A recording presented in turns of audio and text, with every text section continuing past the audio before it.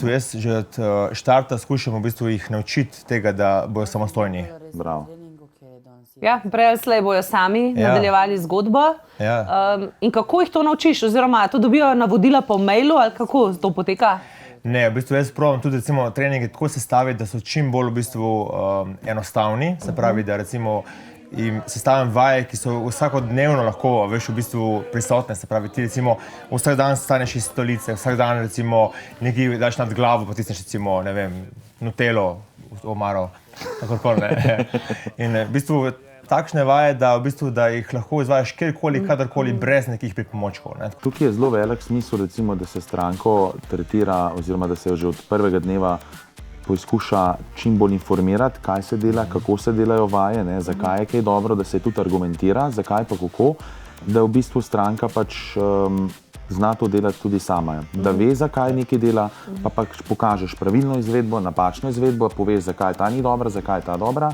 In potem, ko ima neke osnovne gibalne vzorce, lahko potem to prenese tudi malo kompleksne vaje, pa na vsakdanje življenje. Recimo, najbolj pomembno je, da znamo človeku pokazati, kako pravilno dvigati neko težko breme iz tal.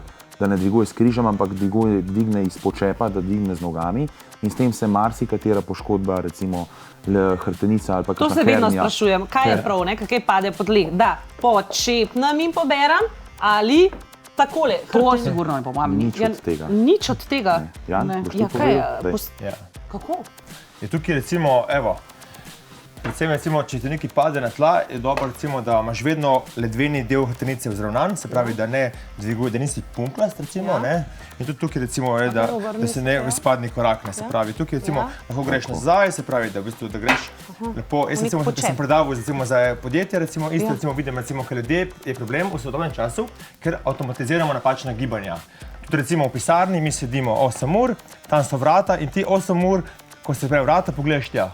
Ja, ne? A pa imaš slušalko in 8 ur govoriš, vedno si na tej strani, ne? Tako da v bistvu vedno je potem problem, ko dolgoročno, 5-10 let to delaš, recimo pride do kroničnih obolenj, ne? In to je problem, ne? Akutna poškodba, ti nekaj zlomiš, se cel je okej, ampak kronične obrave so pa problematične, ne? In ko ti avtomatiziraš napačna gibanja v vsakodnevnem življenju, so problemi, ne?